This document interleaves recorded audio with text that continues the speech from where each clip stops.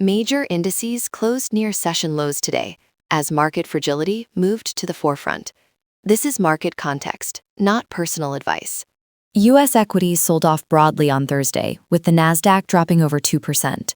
According to Nana U.S. stocks, Apple served as a primary trigger after reports of delays in its internal AI testing. This weakness comes just ahead of Friday morning's inflation data. Nana U.S. stocks notes that a hot CPI reading could lead to a large downside open, while a benign number may allow for a relief bounce. We're seeing a paradox where strong earnings results are met with aggressive selling.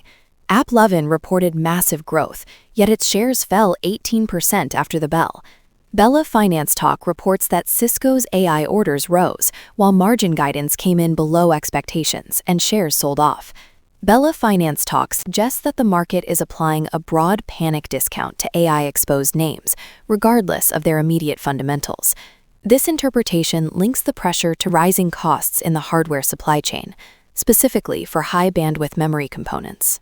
Macro risks are shifting toward the Japanese yen.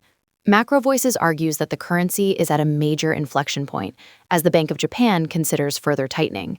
A rapid appreciation could trigger a sharp unwind of yen-funded carry trades, which Nana warns would pressure liquidity in U.S. equities. For those tracking this setup, Macro Voices highlights a specific trade expression using September futures and call options to capture potential upside convexity. A structural bottleneck is also forming in private markets. Capital Allocators reports that private equity firms are holding nearly 29,000 unsold companies worth $3.6 trillion. Many of these assets have been held for over 5 years. The channel suggests that normalization is unlikely without a material rise in strategic buyouts or a reopening of the IPO window, which currently remains unattractive for most private firms. In other signals, Visa continues to demonstrate a capital-light growth model. Clay Fink reports 15% growth in both revenue and earnings, framing the current valuation as fair. In contrast, Nana U.S. stocks reports Coinbase Q4 revenue at $1.78 billion and EPS at -2.49, both below expectations. Nana U.S. stocks adds that after-hours follow-through looked weak, reflecting fragile sentiment in crypto brokerage. Meanwhile, Bernstein Analysis suggests a value floor for Oracle at $137, and Bill Ackman has reportedly taken a $2 billion contrarian position in Meta as an AI beneficiary play. Today's action highlights the importance of identified valuation anchors like Oracle during high-volatility windows.